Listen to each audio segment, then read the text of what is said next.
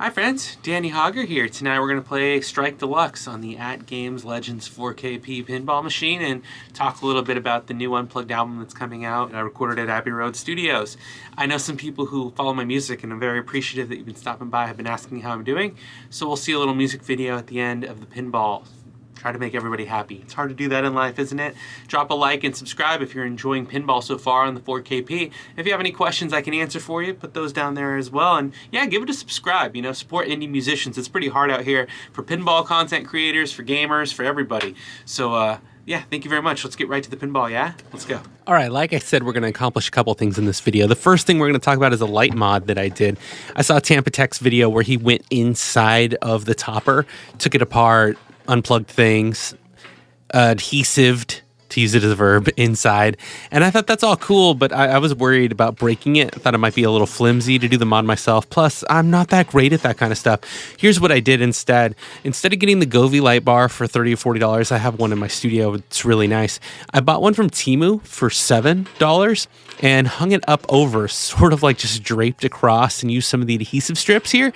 And as you can see, I put it in music mode and it reacts to the sound of pinball. And I have my guitar here too, so I'm going to strum a little bit. We're going to talk about Abbey Road here, but this light mod, instead of what Tampa did in maybe an hour-ish, I want to say, I was done in 3 minutes. I plugged it into the USB drive that's open, the slot on the back, and so it powers itself on and off when I turn the machine on and off, and that's about as easy and as simple I wanted to do. No holes drilled needed, anything like that. All right, from here, we're going to turn the sound down just a little bit more, play some guitar, and talk about Strike Deluxe. So I bowled my first 2 strikes tonight in Strike Deluxe. I'm in a bowling league, mixed league on Wednesdays, and we're currently in first place. I have bowled 7 or 8 years out of my life, off and on, intermittently, and I am a huge bowling fan. I have been since high school. Didn't go to junior or senior prom, but I went to the bowling alley twice and dragged my close friends with me to be there. I know, what a great friend I am. And I will give you sound of Strike Deluxe later on in this video towards the end. So if you're like really into hearing the soundtrack, you will have plenty of opportunities to do that. So what do I like about this table? I like that it's not overly complex. It didn't make my top 5 video that is out on my YouTube channel. If you haven't seen that, go and watch it. But this little side area where you bowl with pins, you hold one flipper and then launch with the other flipper, is really fun and entertaining. I'd actually love to see more bowling on this table and more bowling sound effects, pins crashing, those kinds of things that I think are missing about the ambiance. Also, the music feels a bit rushed, like we're in some kind of tense thriller drama with chase scenes, where I feel like bowling music should be more lounge music, relaxed, chill vibes. Sort of like if you remember 10 Pin Alley on PlayStation 1, which at that time we just called PlayStation. I really love that marimba vibraphone kind of jazzy soundtrack. That was one of my favorites and really felt like bowling and bowling alley aesthetic to me. Now, back to the table, I think it's pretty sweet that there's just a few things to do. You've got this upper left-hand branch, which I'm not very great at nailing this ramp. You see me bobble and fumble with it. But I like that it's kind of 3 things you can do. You got the main playfield and just a couple of ramps. The bowling area on the right, when you launch into that, is pretty fun. And then the little mini area, top left, you can almost do without. But I like the table. And I'm just going to let you watch some fun pinball action, and let's get into the second reason why we're here. People have been asking how Abbey Road was in October, and I didn't do a video about it because I didn't pay for the rights to record there. It was pretty expensive just for the audio, and I didn't have a lot of budget left at that point for film rights, especially when I didn't think I was going to like finance a documentary or take a film crew, but I loved it. 10 of the best hours that I've had in my life, and 10 months of planning to book, to arrange, to hope that I wouldn't get canceled on, because if you book only a single day and somebody wants to come in for a week, guess who's going to be out of their day?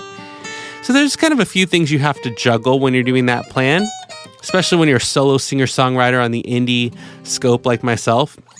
And I love my albums. I encourage you to check out any of the 7 or 8 of them that are on digital platforms everywhere. Particularly, Hey That's Rad from last year was really good. And the brand new album's called All Sides of Me, which you can check out on Bandcamp or anywhere where digital music is. Obviously, Bandcamp on Fridays is great because the artist gets the lion's share of the revenue from the purchase. So that's always good to support bands you like. When I was there, I recorded 11 tracks. vocals. I had already done all the music here in this Limelight Studios here in my home. So when I got there, all I had to do was lay down the vocal tracks. And I did 3 takes of each, hoping that my voice would stay intact. And then I would have the stamina to kind of get through the whole day. And that was a pretty successful strategy. There's only one song there that was too much falsetto and too many high notes that I couldn't, because I knew I was going to exhaust my voice. So I slammed that into the reject pile.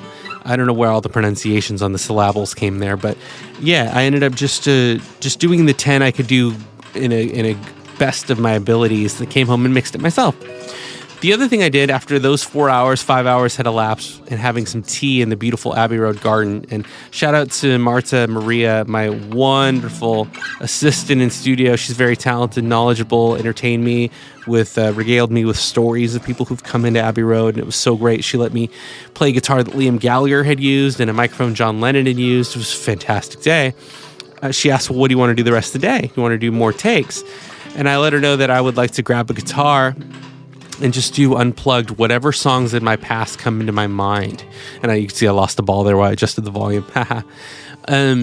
So I went back and did some of my all-time favorites. We did Losing Sleep. We did The Question. And Limelight. We even did Pen and Paper. And Crest. And I tried to keep that as simple as possible. We did about an hour and 45 minutes. I think I cut 2 songs from that. And so at the end of February, the 29th, leap year, 2024, you'll be able to get the Unplugged album, Danny Hauger Unplugged at Abbey Road Studios. And I'll try to put it up on Bandcamp tomorrow as well, the 9th of February. So maybe if you're watching this video, go check Bandcamp. You might be able to get the new album before anybody else and for a lesser price, because I can keep more of the revenue, so I can do something like that.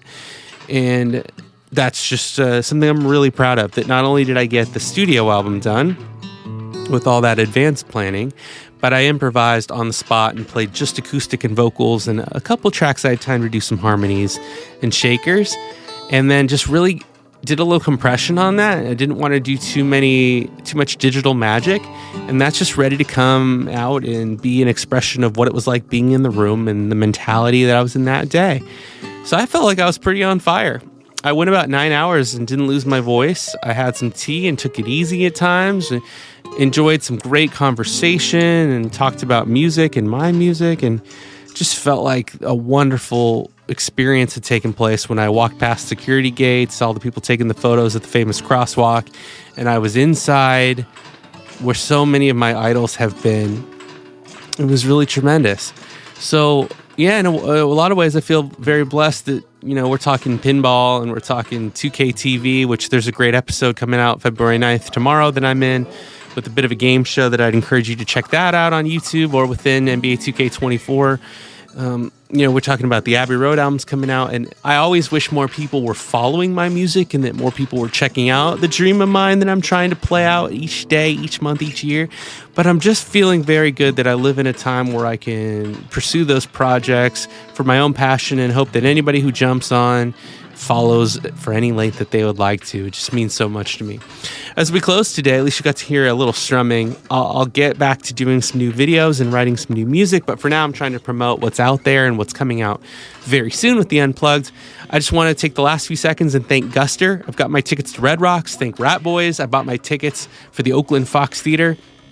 I love you both very much. You've inspired my music a lot. And reach out to Guster and just say thanks again for helping me make sure I make that trip to Red Rocks in Denver to make the Danny Hauger Travel Podcast happen, and to make sure that I get to that Guster show. Follow your dreams, guys. Go to the shows you want, play the games you need to, and treat people kindly with respect. And I'll see you next time. Check out the new albums. Good night.